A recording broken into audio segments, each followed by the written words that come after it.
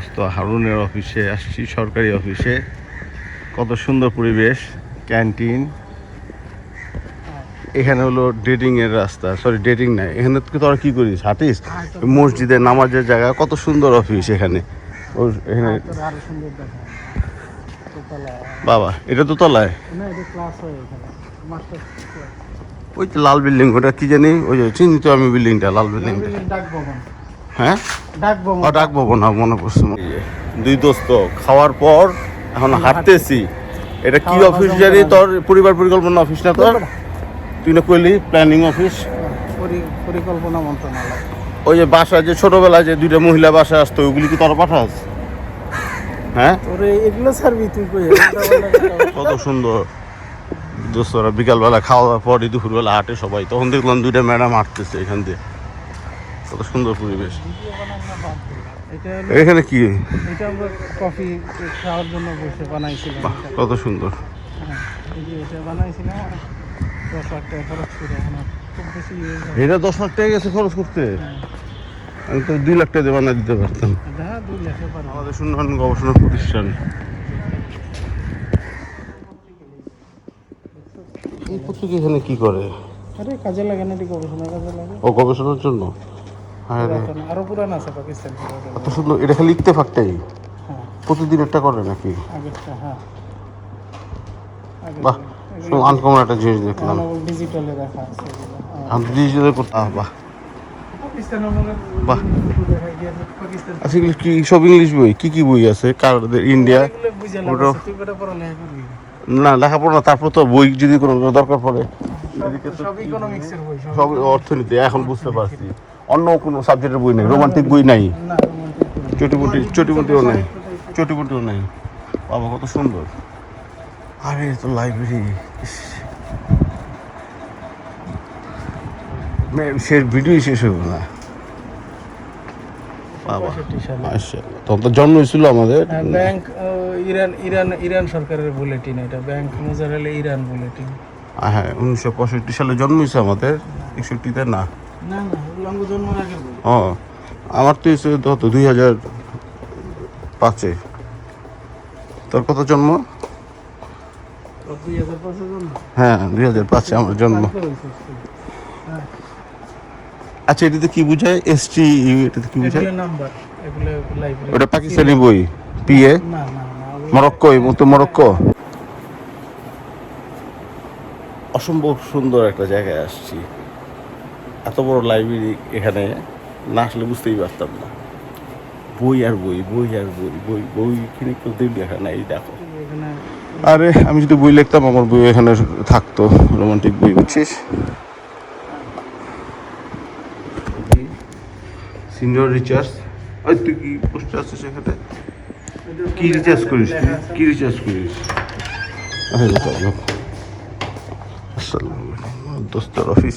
এখানে দিয়ে বই খাতা এত, পরীক্ষার খাতা না কিসের? তো কি সার্ভে করিস? শ্রমিক আবার এখানে আসলে করতে? ও, গার্মেন্টস শ্রমিক সবারই বেতন এখান থেকে করা হয়?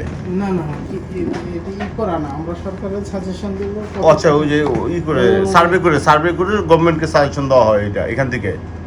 ও, বেসরকারি সরকারি সবগুলো নাকি? বেসরকারি শ্রমিকেরও? আসসালামু আলাইকুম। আজকে ছিল আমাদের পুঁজিবাজারের আন্দোলন, আন্দোলন বলতে হলো প্রেস কনফারেন্স। তো সেখান থেকে হঠাৎ মনে হলো যে ফেসবুকে ইনবক্সে মেসেজ দেওয়ার সাথে মনে হলো আমার দোস্ত হারুনের অফিসে তাকে দেখা করি, ডক্টর হারুনুর রশিদ ভুইয়া। ও হলো, তো ফার্স্টে আমি বলি, ফোন করার সময় সাথে সাথেই বলতেছে, কিরে দুপুরবেলা খাইতে আসবি নাকি? তো আমি সাধারণত খাবার, বন্ধুদের অফিসে খাবারের পোস্ট করি দেখে সবাই ভাবে কি আমি ওখানে দুপুরবেলা খাইতে যাই, অনেকে বলে। আসলে বিষয়টা তা না। আমি এদিকে মানুষদের দেখা যায় আমাদের রিজিক কখন কথা থাকে আল্লাহ লিখে রাখেন আমরা জানি না। কিন্তু আগের সরকার বা এর আগেও যারা দুষ্টু মানুষ, এরা তো দেখা যায় যে তাদের সামনের 50-100 জেনারেশনের টাকাই একবারে ইনকাম করে, একবারে দুর্নীতির মাধ্যমে হোক বা যেভাবেই হোক তারা লুটপাট করে ফেলে। কিন্তু আল্লাহ কখন কার রিজিক কোথায় রাখেন এটা আমরা কেউ জানি না। যেমন একটা পাখির কথা চিন্তা করলে দেখি, সকালবেলা বেরোয়, সে জানে না একদিনে তাদের সারাদিন রাতের বাসায় ফিরে। সারাদিন বাইরে ঘুরে। তো বিষয়টা এটা, এই জন্যই আমি আমার রিজিকটা কোথায় আজ এখানে ছিল এখানে ছিল, এই জন্যই আমার এটা পোস্ট করা। কিন্তু মানুষরা ভাবে আমি হয়তো বা খাওয়ার জন্যই যাই। তো যাই হোক, বন্ধুর এখানে অফিস এসে খুবই ভালো লাগলো। আমি তো এতদিন জানতাম আমার এই বন্ধু কি প্ল্যানিং মিনিস্ট্রিতে জব করে, যেখানে বাচ্চা কাজা পদা হয়। আমি ছোটোবেলা দেখতাম অনেক মুরব্বী মানে মহিলারা আসতো, আমি ওইগুলি ভাবছিলাম, কিন্তু আসলে না, এখানে না, এখানে হলো 14টা মন্ত্রণালয়ের 14টা সরকারি 14টা মন্ত্রণালয়ের প্ল্যানিং মানে অর্থনীতিকে কত ফান্ড দেওয়া হবে, কি করা হবে, সব কিছু রিচার্জ করে মানে এখান থেকে হলো করা হয় যে 5 বছরের পরিকল্পনা এখান থেকে অ্যাপ্রুভ করা হয়। এখানে এই অফিসটা মানে এখানে ডক্টর দেবপ্রিয় ভট্টাচার্যর মতো থেকে শুরু করে আরও অনেক নামি দামি ব্যক্তিত্ব যারা অর্থনীতিবিদ সবারই অফিস এখানে এক সময় ছিলেন এখানে। তো আমার খুবই ভালো লাগলো, দুপুরবেলায় খাইলাম একসাথে, মসজিদটা আরও পছন্দ হলো, নামাজ পড়লাম এখানে। বিশেষ করে এখানে হাঁটার জায়গা আছে, দেখলাম তাদের কলিগরা, আমরাও একটু হাঁটলাম, আমি একটু ভিডিও করেছিলাম, নিজের লাইব্রেরি আছে, খুব পছন্দ। এখানে যারা আছে মানে এই অফিসটা বাংলাদেশের সবচেয়ে শান্তির জায়গা আমি দেখলাম সব দিক দিয়েই। এই বন্ধু এখন কফিও খাওয়াচ্ছে, এতগুলো কফি দিছে, বল কিছু বল দোস্ত। আমি কিছু বলবো না। পলাশ আজকে আমার অফিসে এসছে, আসলে খুব ভালো লাগলো। ও কখনোই আসে নাই এত বছরে, আজকে প্রথম এসছে। তবু আন্দোলন উপলক্ষে ওরে পেলাম, বন্ধু বান্ধবকে একত্রে পেলে খুবই ভালো লাগে। আমাদের কাজ হলো অর্থনৈতিক বিষয়ে গবেষণা করে সরকারকে পরিকল্পনায় সহযোগিতা করা। সরকারের অর্থনৈতিক পরিকল্পনা, যেটা পলাশ হয়তো বলেছে কিছুটা, যে 14টা অর্থনৈতিক সেক্টরে রাষ্ট্রের টোটাল অর্থনীতি বিভক্ত।